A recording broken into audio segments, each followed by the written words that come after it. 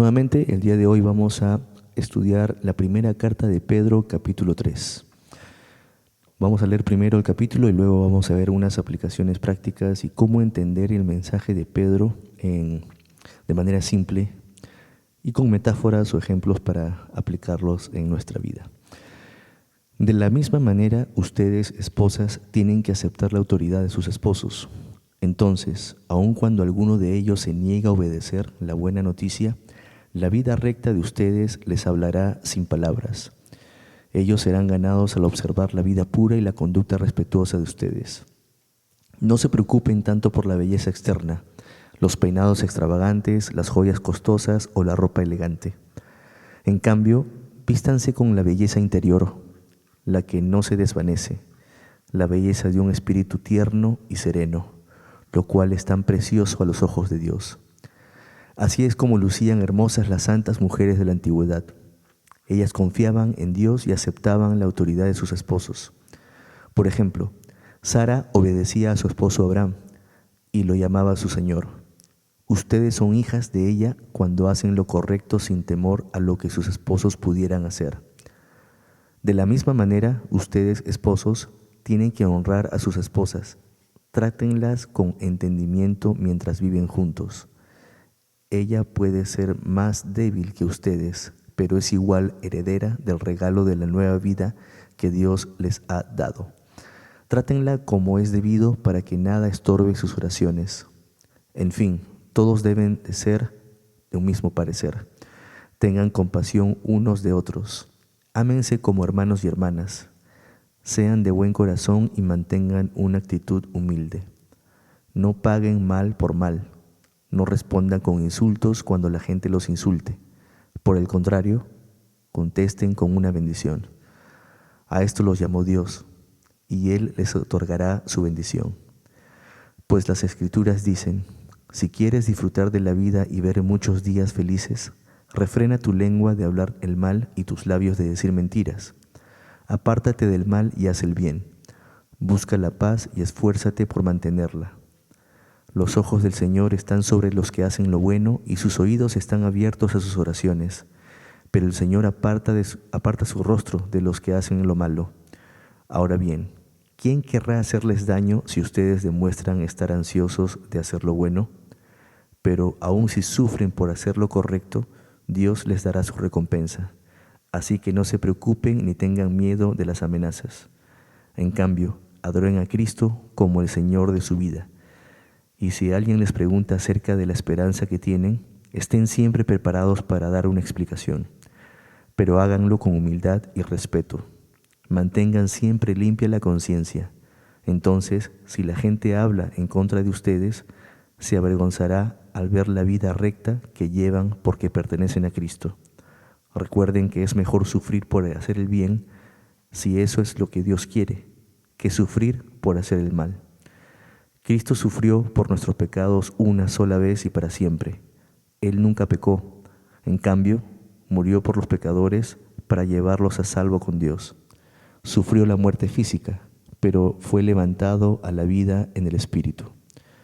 Entonces fue a predicarles a los espíritus encarcelados, los que se rebelaron contra Dios hace mucho tiempo, cuando Dios esperaba pacientemente mientras Noé construía su barco.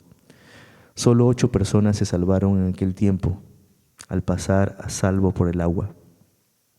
Esa agua es una imagen del bautismo, el cual ahora los salva a ustedes, no porque quite la suciedad del cuerpo, sino porque ustedes le piden a Dios conciencia limpia. Es eficaz por la resurrección de Jesucristo. Ahora Cristo ha ido al cielo. Él está sentado en el lugar de honor, a la derecha de Dios. Y todos los ángeles, autoridades y poderes aceptan su autoridad. Ahora veamos una aplicación práctica y qué nos quiere decir el apóstol Pedro en esta carta. El apóstol Pedro nos habla aquí de cómo deben vivir los cristianos dentro de sus hogares, en la sociedad y frente al sufrimiento. El texto comienza con una instrucción que, si la leemos rápido, puede ser mal interpretada. Habla de que las esposas deben aceptar la autoridad de los esposos. Pero esto no significa que la esposa sea una esclava, ni que deba obedecer ciegamente todo lo que el esposo diga. La Biblia jamás enseña que un esposo es un dictador en su casa. Más bien nos muestra un orden de respeto mutuo, donde el esposo debe amar, valorar y honrar a su esposa, y donde la esposa, en ese ambiente de amor, responde con respeto. Para entender, imaginemos un equipo de fútbol. Todos los jugadores son importantes, pero debe haber un capitán. El capitán no es más valioso que los demás, simplemente tiene una función de guiar. Ahora, ¿qué pasaría si el capitán da una orden que va contra las reglas del juego? Nadie está obligado a obedecerlo porque la autoridad mayor es la del árbitro. Así es en el matrimonio. El esposo tiene un papel de liderazgo, pero la autoridad suprema es Dios.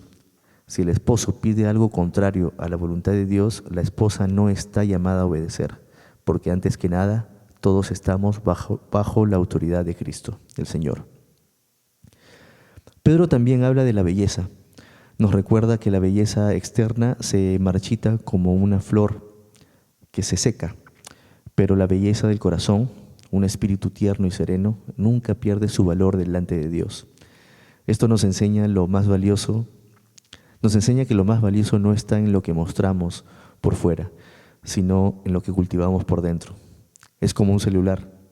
Puede tener la carcasa más bonita, o la funda, como la quieran llamar, pero si la batería está muerta, no sirve. Lo que importa es lo que llevamos dentro. Luego Pedro se dirige a los esposos. Les dice que deben tratar a sus esposas con honor y entendimiento, reconociendo que son herederas de la gracia de Dios, es decir, iguales en valor y en destino eterno. El esposo que trata mal a su esposa no solo daña la relación, sino que incluso estorba sus oraciones. Eso es fuerte. Dios toma tan en serio el trato hacia la esposa que si el esposo la desprecia, sus palabras hacia el cielo quedan bloqueadas. Más adelante, Pedro habla de cómo debemos vivir como cristianos en general. Dice que no debemos devolver mal por mal, sino responder con bendición. Esto es un reto porque es más fácil reaccionar con enojo, pero el llamado es a cortar la cadena del mal con el bien. Es como si alguien nos tirara una piedra y nosotros decidiéramos devolverle una flor. Puede que la persona no lo entienda al principio, pero tarde o temprano notará que no seguimos el mismo patrón del mundo. El capítulo también nos muestra que incluso si sufrimos por hacer lo correcto, Dios nos recompensará. Jesús mismo sufrió siendo inocente, pero ese sufrimiento trajo salvación. A veces nosotros también sufriremos por mantenernos firmes en la verdad, pero no es un sufrimiento inútil, sino con propósito. La enseñanza central de este capítulo es que Dios es la máxima autoridad y que toda relación humana, sea en el matrimonio, en la familia o en la sociedad, debe estar sujeta a Él. Cuando un esposo o una esposa ponen a Dios primero, el hogar se convierte en un reflejo de su amor. Cuando dejamos que Cristo sea el árbitro de nuestras decisiones, evitamos abusos, injusticias y confusión. Ahora, aplicaciones prácticas de este capítulo. Si eres esposa, recuerda que tu respeto no significa obediencia ciega. Si tu esposo te invita a desobedecer a Dios, tú tienes todo el derecho de decir no, porque tu Señor primero es Cristo. Si eres esposo, piensa que cada palabra dura o indiferente hacia tu esposa es un muro entre tú y Dios. Si eres joven y aún no estás casado, este pasaje te prepara para entender que las relaciones sanas no se construyen sobre control ni manipulación, sino sobre respeto y amor que fluyen de Dios.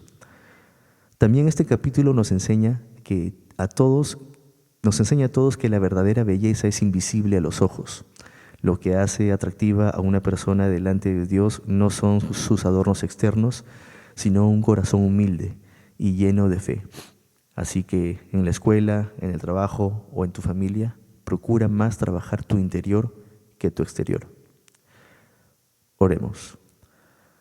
Señor, gracias por tu palabra en 1 de Pedro, capítulo 3. Te pedimos que nos ayudes a entender que tú eres la autoridad suprema en nuestras vidas. Padre amado, danos matrimonios sanos donde el esposo y la esposa honren a sus parejas, y las esposas respeten a sus esposos y viceversa. Enséñanos a responder al mal con bien, Padre, a cultivar un espíritu humilde y a vivir de tal manera que otros puedan ver tu luz en nosotros. Padre amado, que nuestras vidas sean un reflejo de tu amor y que nunca olvidemos que lo más importante es obedecerte a ti. En el nombre de Jesús. Amén.